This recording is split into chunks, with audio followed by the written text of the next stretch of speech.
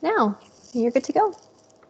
Great, thanks, Kara, and welcome everyone to another session of learning more about technology, and in particular today, how technology is going to be able to help law firms.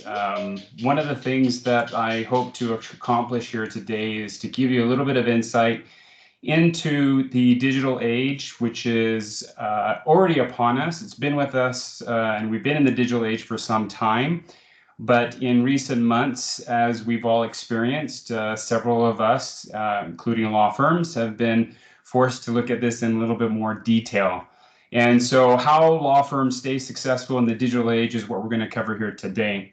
Again, my name is Nathan Lee. I'm the Vice President of Sales and Marketing here at CompuVision. And just so you know a little bit about myself, I have been working with law firms for well over 15 years. I was even back in the day when I was working for a particular law firm, get this, who actually had an entire Macintosh environment. Is now joining. And we were actually doing some great work back then to create a document management system and to automate the creation of documents for them. It was quite the undertaking. So today I have a really simple agenda, not a lot, but there's a lot of content that I've prepared, and hopefully you'll be able to gain some insight into different technologies that might be of interest to your practice. Keep in mind as well that the information that I'm sharing with you, I will mention different software platforms and different technologies. We're sharing this as an information purposes. We want you to make sure that if there are any technology tools that you'd like to start to look into, that you do your work and your diligence in reviewing the products, because not all products are created equal, and it's going to be important for you to understand the needs of the firm to match with whatever solution you go with. So first off, landscape, I want to go over kind of what is digital age? What does that mean? What's going on? What are some of the trends that are happening right now within the industry? I also then going to talk a little bit about what we are seeing successful law firms do. How are they changing? What are some of the things that they're considering? Because that will give, I guess, some insight in terms of, a broader stroke as to what we're seeing, and perhaps provide some insight for yourselves. The other thing, and the final thing, is the technology tools for law firms. A lot of different ways in which we can use technology today in order for us to improve and become better for tomorrow. So first, what is the digital age? Well, when we talk about the digital age, we really talk about moving away from the manual, analog data, the paper of face-to-face transactions. And really what it means is that there's so many different ways information is traveling and getting around, that we are beginning to realize that because of all that information, we have to adapt, we have to change, we have to make things better for us to be able to communicate and share that data and information than we have traditionally. Now, I know with law firms, many of us are still very much paper heavy, and there are required documents that you need ink signature and you need the originals, but there is quite a vast majority of other data that we can keep online and keep in a different format. What we're seeing in terms of recently in 2019, we have 4 billion people online. 3 billion are in social media and actively on different social media platforms, 5 billion mobile users, and this is continually growing year after year. And what this means is that people are accessing information and data from so many different sources, and it's changing the way they communicate, it's changing the way they do business, it's changing the way they're interacting with information. And so I want to really give you a good sense that this is the world that we live in. And so we have to be able to adapt to what's going on around us. There was a recent study that was done last year as well. Future Ready Lawyers did a survey, and what they were asking is, what are some that they want to get a sense of what are some of the trends happening in the legal industry, and this is what they found. That there was the law firms were coping with increased volume and complexity of information.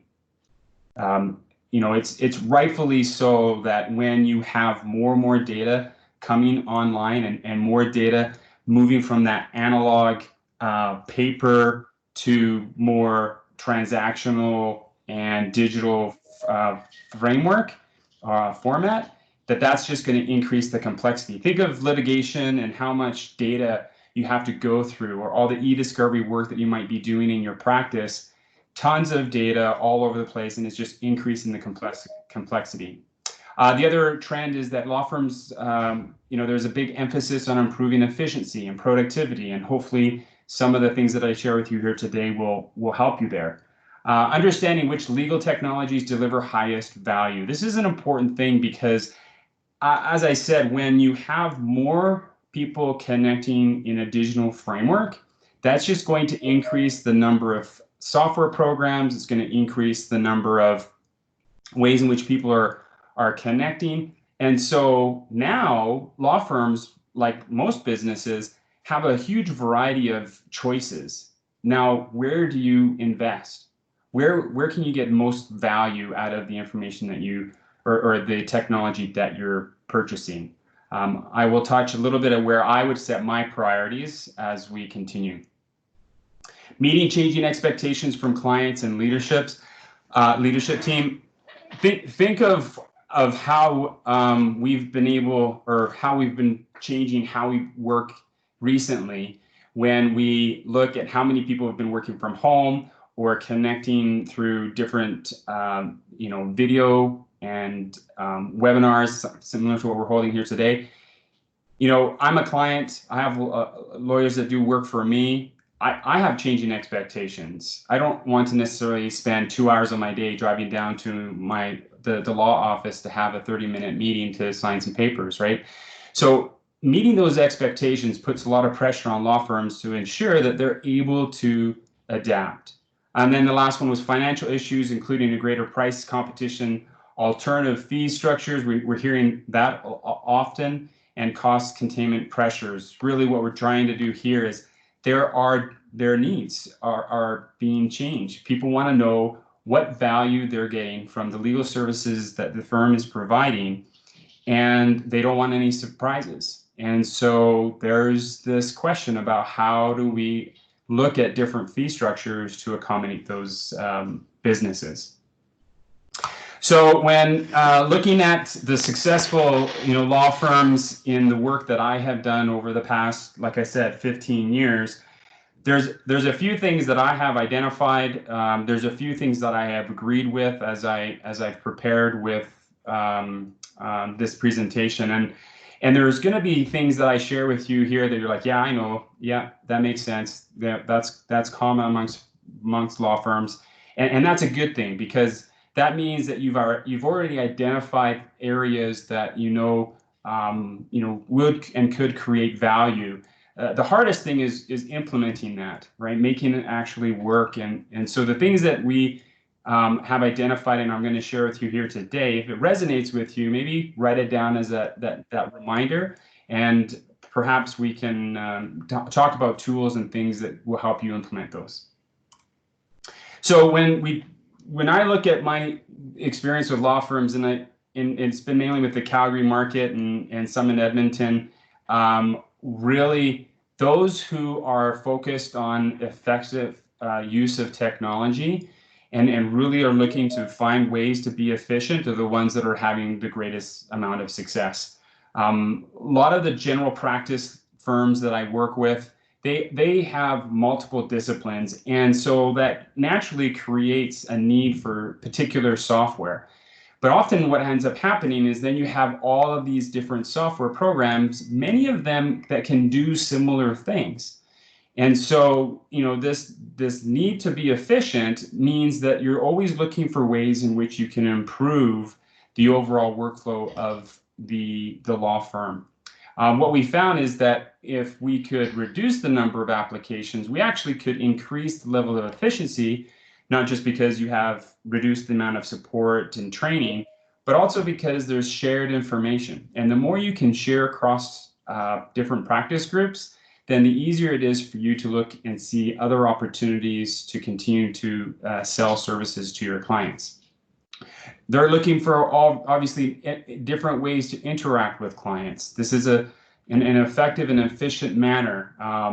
We've seen a huge increase in video conference calls, huge increase in sharing documents remotely, and all these things are driving efficiencies, including better research tools to, like I said, be able to get through a lot of the data that's required for the work that you guys do.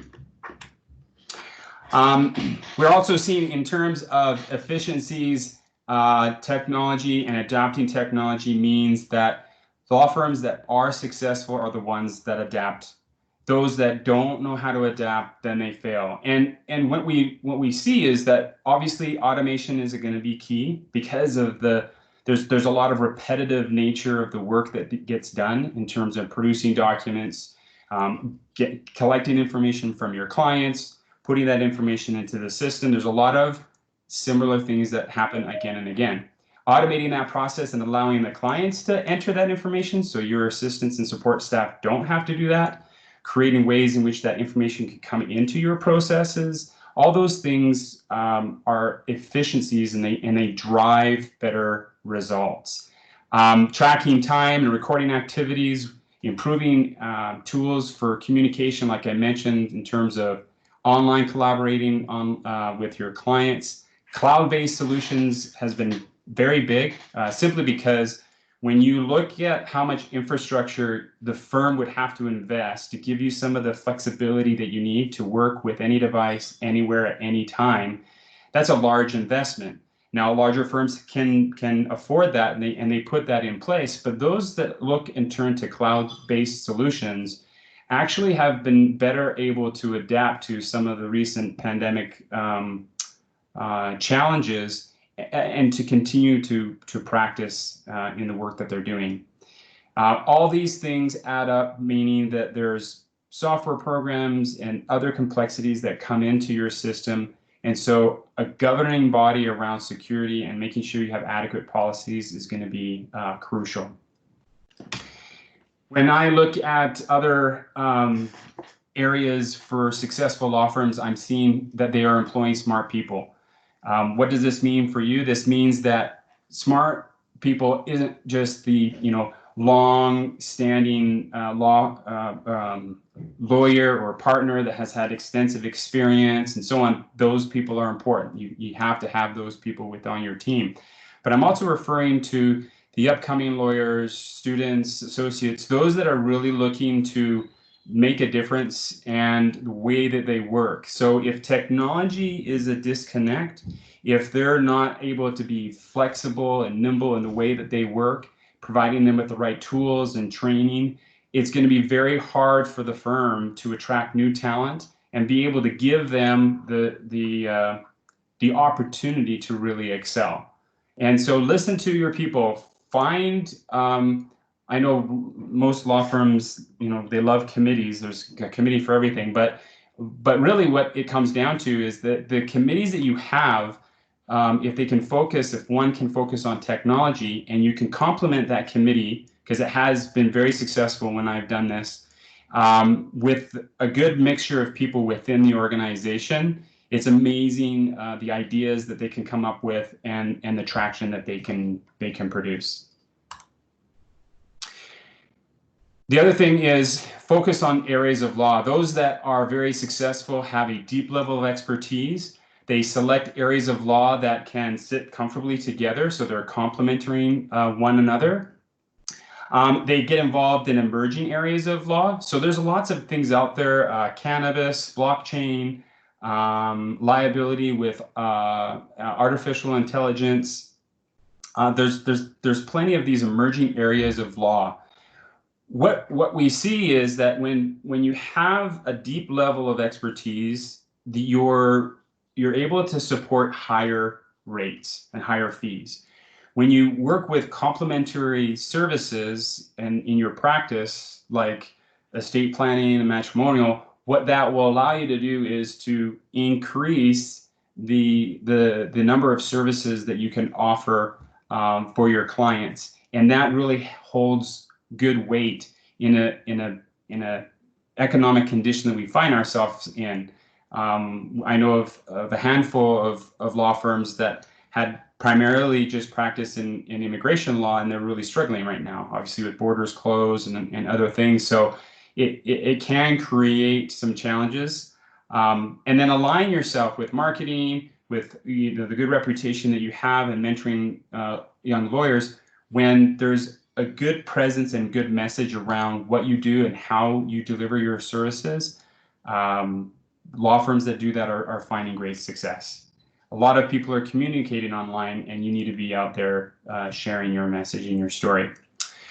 Also, in a way of effectiveness is that you have to get paid. I mean, those firms that are very successful have worked out,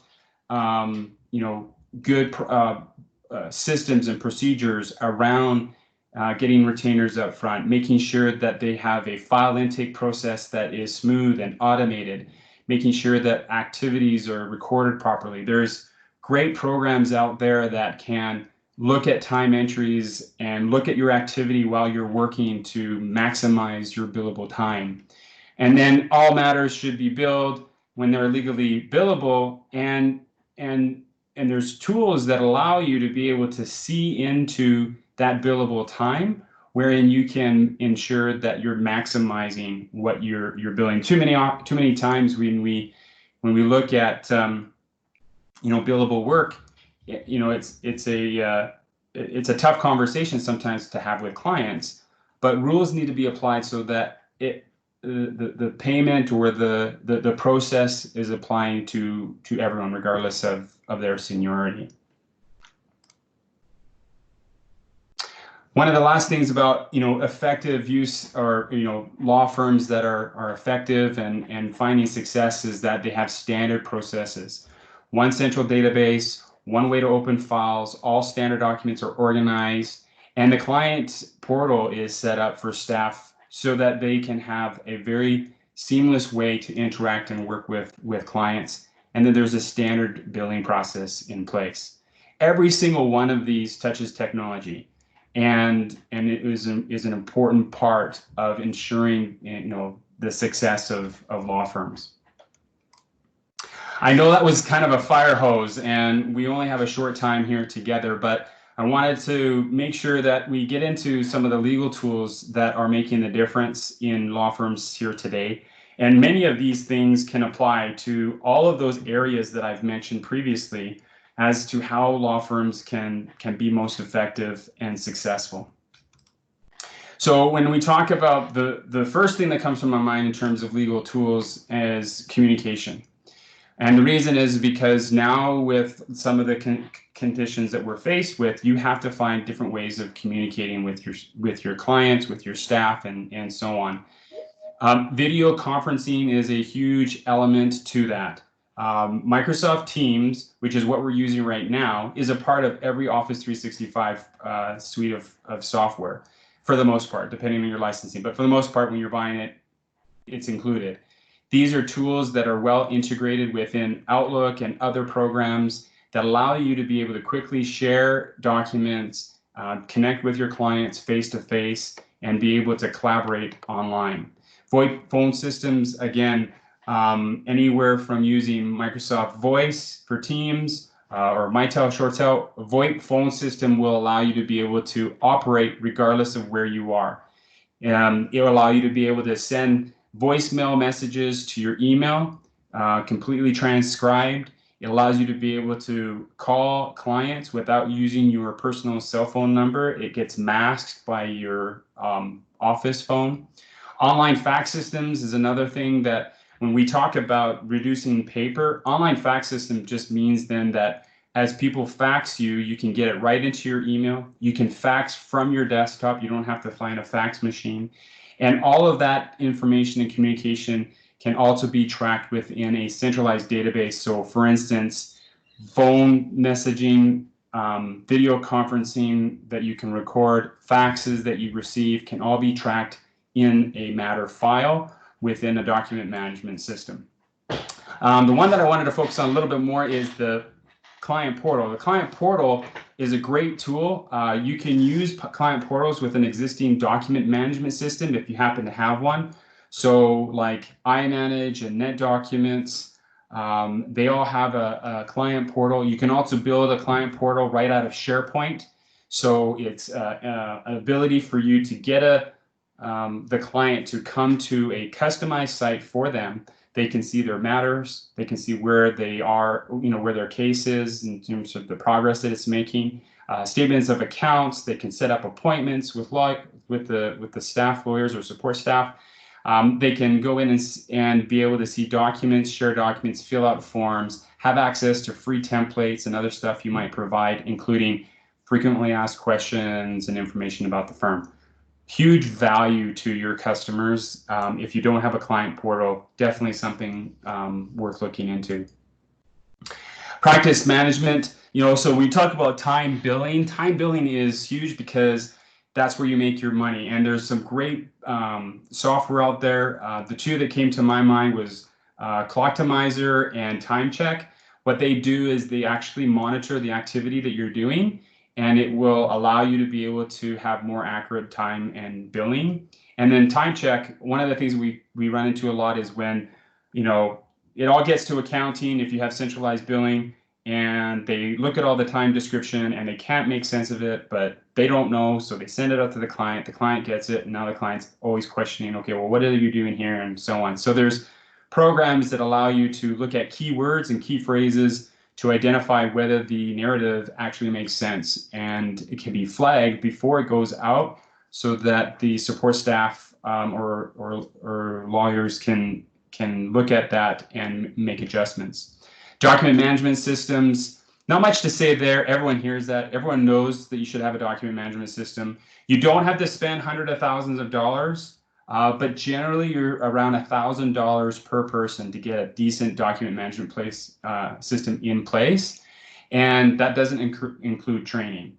So there are less expensive alternatives. It just depends on what you want and what you're willing to sacrifice, because where some systems are stronger in the document management, they're maybe not as strong in the accounting. It all depends on what kind of package you're looking for. So like I mentioned, NetDocuments, there's Clio, Cosmolex, iManage. Those are some of the ones that are very common with smaller law firms and larger law firms. Secure file sharing. This is really huge, and the reason is because we deal with so much data that, yes, you have a document management system that will allow you to share files back and forth, and that's a good place to have some secure documents that you're wanting to share. The one thing about secure file sharing that I want to point out is when you're doing large amounts of data, we're talking gigs and gigs of data. Perhaps you are in litigation and you have to do a lot of e-discovery work. There's some great products out there. Titan File is a favorite of mine, but there's eCourier, ShareFile. Like Titan File and all these programs, what they do is they allow you to be able to share documents securely. You can then control the parameters about what you're sharing, whether they can view it, edit, download, how long they have access to it, whether it requires a password or not. And you got complete visibility. You know when they've opened it, you know when they've downloaded it. It's just really, really good to have some kind of secure file sharing, and stop allowing people within your office use consumer grade sharing platforms like their own personal Dropbox or personal Google Drive. Find something, mandate that this is what the firm is approved, and start using it. Case management, same very much with regards to document management. We want to make sure that you have a system that can track limitation dates and be able to give you the right kind of reporting, just because of the fact that those are critical, and you need to be able to have a right process in place. We've seen a huge increase in demand for these kinds of services and online platforms simply because of current situation and people having the need to getting access, to their documents. Process management. When we talk about this, we're talking about the way in which we process and any kind of like internal workflows. So document creation and automation, there's lots of things out there. Emergent, Hot Docs, ELF, if you do corporate records, all of these are ways in which you can take simple data and information from your clients, have it go into a system where it can be automated and produce documents. Plenty of these also integrate with document management systems. So think of it this way. Emergent, I'll just use that as a quick example. Emergent has a file intake, or not a file intake in terms of a new account, but just forms that you can fill in or have the client fill in information about themselves that you would normally have to gather. You let the client gather that information, it comes into the system, it automatically is populated. Your support staff then fill out the remaining information, generate those documents. Documents are generated, it's automatically inputted into the document management system. Document management system now has the ability to do client reporting because it can use other tools if it's internal within the system. It could also provide this function so that you can get all your closing documents prepped, all nicely formatted, indexed, branded, and then shared to your client at the end of the file. So all these things can create a very systematical way of running your practice. Transactional management, this is really great. I have a close friend from Witten, and he's got a great product. He does a lot of the commercial lending, and so transactional management is huge, and there's products out there that are fantastic that allow you to not only to be able to transact the actual transaction, manages all the documents, handles all the signatures and digital signatures, and this is also something that will also allow you to identify the user, because oftentimes you have to do proper identification so you know who you're actually dealing with, and this system allows you to do that remotely. So many strides are being made to allow us to do things better. Matter management, client reporting, fairly straightforward, but if you want to digitize and get all this stuff happening, you've got to have the right tools. Proper digitization to text, scanning tools, desktop scanners and other things so that you can scan documents, reduce the number of printing. All this stuff will help you move your information into another system. We're really at the end of our presentation here. Last thing, cybersecurity. You definitely need to make sure that you have proper mitigation policies in place, defense and controls, and the leadership team has to own this and create a culture of security. I just wanted to share that there was a case study we did, with the Calgary law firm, 150 staff, 2 locations. They went through this whole process of digitization from Office 365, SharePoint, VoIP, cloud-based DMS, MS Teams. When this whole pandemic came, they were able to continue to work without any hiccups, and it really just proves the point that if you don't have these systems in place, you're really going to be having a struggle as you move forward in this digital age. SharePoint Online is a product of CompuVision that we work very closely with Microsoft and help businesses like law firms create processes and intranets to help streamline what you do. Upcoming July 8th, we have insurance and finance, and then on the 15th, nonprofits. Basically the same kind of format, sharing with those industries what we're doing with regards to technology and how it can help them. Thank you very much for your time. I know that was a bit of a whirlwind, but I will be hanging around here for a few minutes if, Kara, we have any questions.